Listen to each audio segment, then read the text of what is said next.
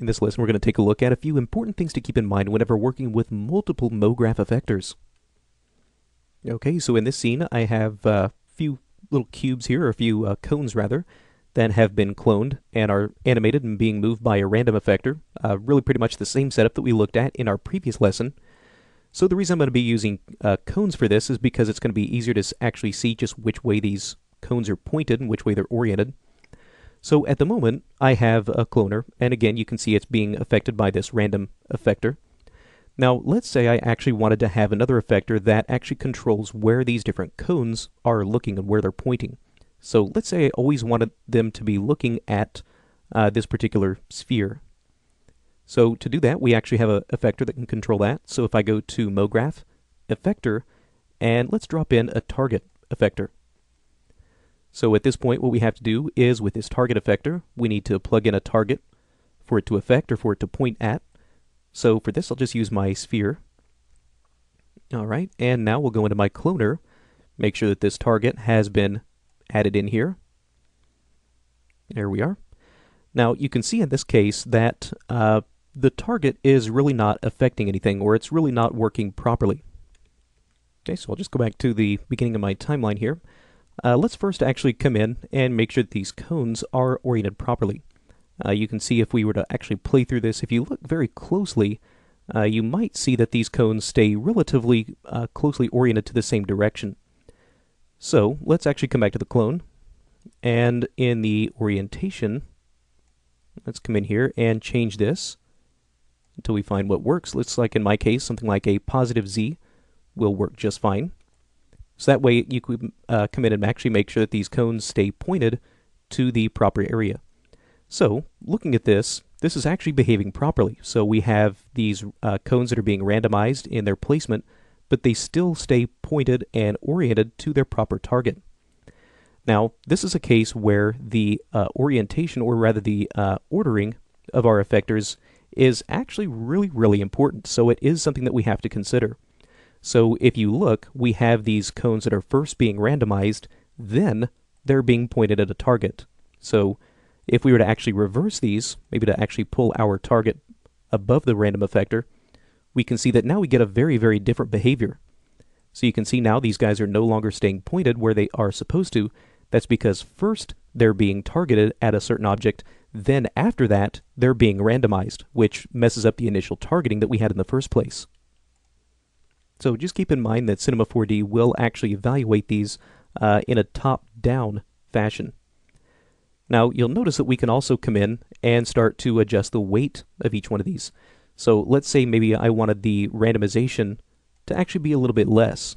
Now, we can actually come in and start to dial down that weight, so that way we can actually start to see a much more subtle effect as far as the actual random factor is concerned.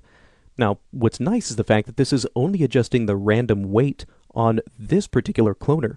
So that means I can still use this same random effector on several different cloners, and on a per cloner basis actually adjust the weight of that.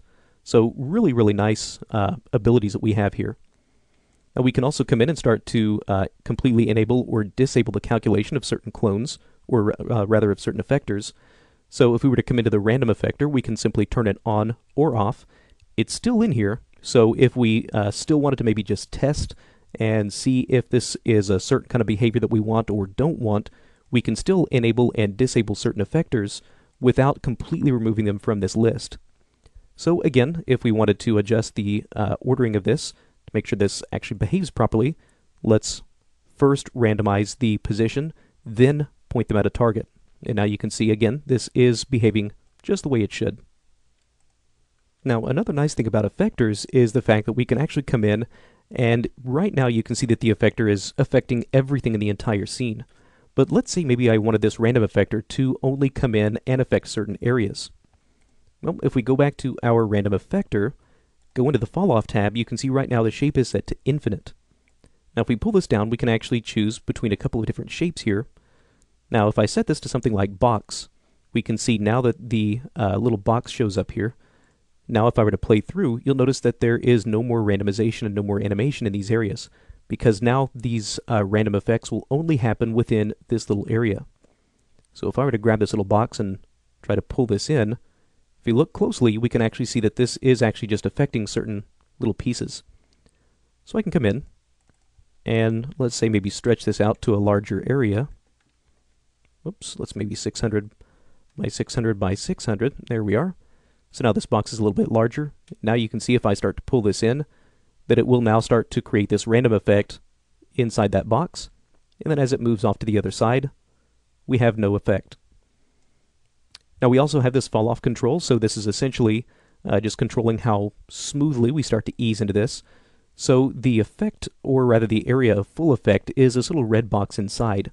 The area between this red and the yellow is what's considered the fall off. So this is the area where, again, we kind of start to ease into this full effect. Now if I were to take this fall off and bring this all the way down to 0, we should see where we start to ease this in, and all of a sudden we just have this instant snapping of this effect in certain areas. So you can see where these cones really just snap because immediately they receive the full effect of this random factor. So we can come in and again start to maybe adjust that fall off. So that way they ease into this in a much more natural way. So we have several different shapes that we can use here. We have the box. We also have capsules, cones. A really nice one to use is also the linear. Now the linear works in a way to where if you take a look, we can actually see this little arrow in the front of this little manipulator. So with this mode being used, anything that is behind this area, or rather anything that's in front, has really no influence at all. Now anything that's behind this area from this point on, really on to infinity, has the effect of this random. So if we were to come in here and start to pull this forward, you can see again, we start to see a little bit more of this influence. As we start to pull this all the way back, you can see that even though this is now far past, we still have the effect of this randomization, because again, anything from this point back all the way to infinity receives full effect.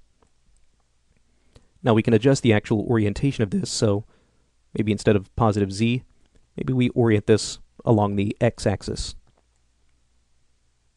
There we are. So again, the directional indicator here is really, really important because again, from this point forward, we see no effect. Again, we come in, start to bring this forward, and now we can gradually start to ease into that randomization. So really, really nice ways of being able to come in and actually animate the appearance of these different effectors coming off and on. And we can set this up on a per effector basis. Okay, so that's a look at how we can start to work with multiple effectors and actually start to control things like the ordering of our effectors, the weighting of these, and actually controlling their areas of influence.